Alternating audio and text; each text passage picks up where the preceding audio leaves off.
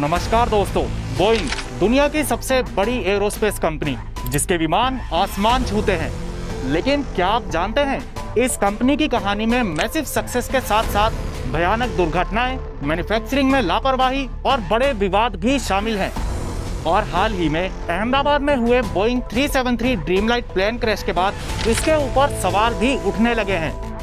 तो चलिए आज के वीडियो में खोल के देखते हैं बोइंग के उस सिक्के को जिसके एक तरफ है कंपनी की सक्सेस तो दूसरी तरफ है स्कैम्स, कंट्रोवर्सीज और क्रैशेस।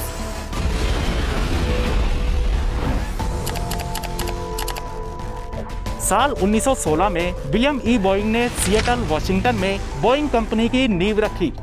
फर्स्ट वर्ल्ड वॉर के दौरान अमेरिकी नौसेना के लिए सी प्लान बनाकर कंपनी ने अपनी शुरुआत की। इसके ठीक बाद सेकेंड वर्ल्ड वॉर में बोइंग ने B-17 और B-29 फोर्ट्रेस एयरक्राफ्ट बनाए।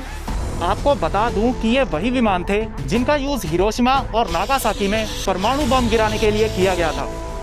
वॉर के बाद 1957 में बोइंग ने अपना 707 एयरक्राफ्ट पेश करके हवाई यात्रा में एवोल्यूशन ला दिया। इसके बाद 1968 में इसने अब तक का अपना सबसे ज्यादा बिकने वाला 737 विमान उतारा।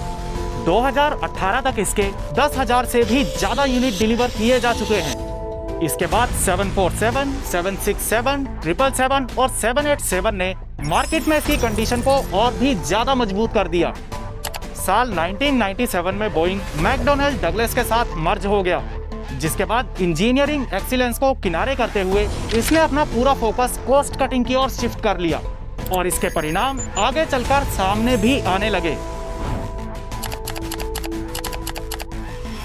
बोइंग की मैन्युफैक्चरिंग प्रोसेस को भारी क्रिटिसिज्म फेस करना पड़ा क्योंकि उन्होंने क्वालिटी के बजाय प्रोडक्शन स्पीड और कॉस्ट कटिंग को प्रायोरिटी देना शुरू कर दिया। 737 मैक्स प्रोडक्शन 2018-19 की दुर्घटनाओं के बाद इसमें हाइड्रोलिक, इलेक्ट्रॉनिक और इलेक्ट्रिकल इश्यूज सामने आए जो कि इसके प्रोडक्शन के टाइम पर भी रिकॉर्ड किए गए थे।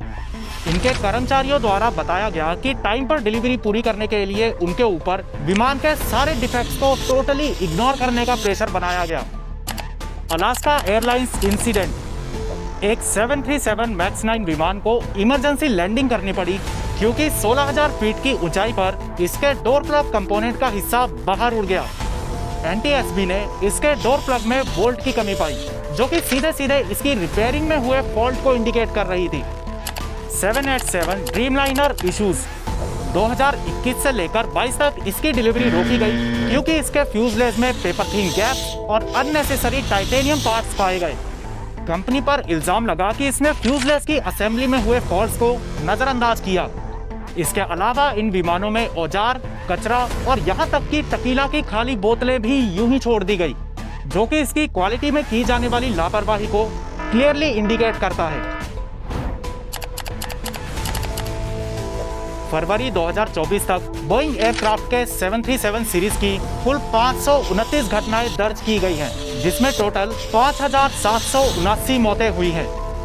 1972 यूनाइटेड एयरलाइंस फ्लाइट 553 शिकागो के मिडवे एयरपोर्ट पर लैंडिंग करते समय दुर्घटनाग्रस्त, जहाज में बैठे 61 में से 43 पैसेंजर्स की मौत।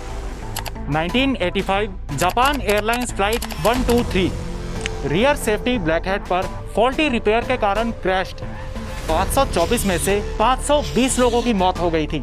बोइंग ने फॉल्टी रिपेयर की बात को एक्सेप्ट भी किया था। 2018 lion air flight 610 Jakarta, Indonesia से टेक ऑफ के तुरंत बाद जावा सागर में क्रैश्ड, सभी 189 लोगों की मौत।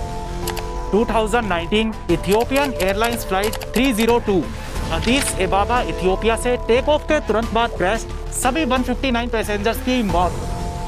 लॉयन एयर फ्लाइट और इथियोपियन एयरलाइंस फ्लाइट, इन दोनों के ही क्रैश होने का कारण था MCAS यानी कि मैन्यूवरिंग कैरेक्टरिस्टिक्स ऑगमेंटेशन सिस्टम। यह एक नया फ्लाइट कंट्रोल सिस्टम था जो कि अपने फॉल्टी सेंसर डेटा की वजह से विमान की नोक को बार बार नीचे धकेल रहा था। इसकी जांच में MCAS के मेल फंक्शंस को ही दोषी पाया गया, जिसके बाद 373 मैक्स के 387 प्लेन्स को 20 दिनों के लिए ग्लोबल लेवल पर ग्राउंडेड कर दिया गया। And now the recent one, air India flight 171 Boeing 787 Dreamliner Ahmedabad airport से टेक ऑफ करता है और चंद मिनटों में ही बिल्डिंग में जाके क्रैश कर जाता है। 241 लोग इसमें मारे गए। क्रैश के रीजंस का अभी तक पता नहीं लगा, लेकिन इसकी जांच चल रही है। बोइंग के विवादों की लिस्ट काफी लंबी है दोस्तों। 737 मैक्स में MCAS की खामियों को छुपाने के लिए 2021 में बोइंग ने $2.5 बिलियन का समझौता किया, जिसमें $243.6 मिलियन का जुर्माना और पीड़ितों के लिए $500 मिलियन शामिल थे।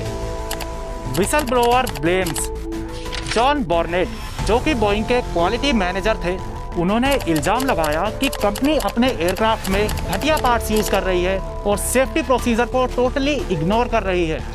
हालांकि मार्च 2024 में बोइंग के खिलाफ डिफॉर्मेशन केस के दौरान उनकी संदिग्ध हालत में मौत हो गई, जिसके बाद कंपनी में गड़बड़ी की पूरी तरह से आशंका जताई जाने लगी। सैम सालेहपुर, इन्होंने दावा किया कि कंपनी ने अपनी 787 यूनिट में असेंबली डिफेक्ट्स को पूरी तरह से नजरअंदाज किया और जब उन्होंने इसके लिए बोला तो उनको 777 यूनिट में ट्रांसफर कर दिया गया, जहां पर उन्होंने और भी मेजर इश्यूज डिटेक्ट किए। साल 1989 में बोइंग ने पेंटागन से इलीगली डॉक्यूमेंट पाने के लिए $5 मिलियन से भी ज्यादा का भुगतान किया। वही साल 2000 में बोइंग ने CH-47D चिनूक हेलीकॉप्टर्स में डिफेक्टिव गियर्स यूज करने के लिए $54 मिलियन का सेटलमेंट किया। दोस्तों, आज बोइंग की इमेज दांव पर लगी है।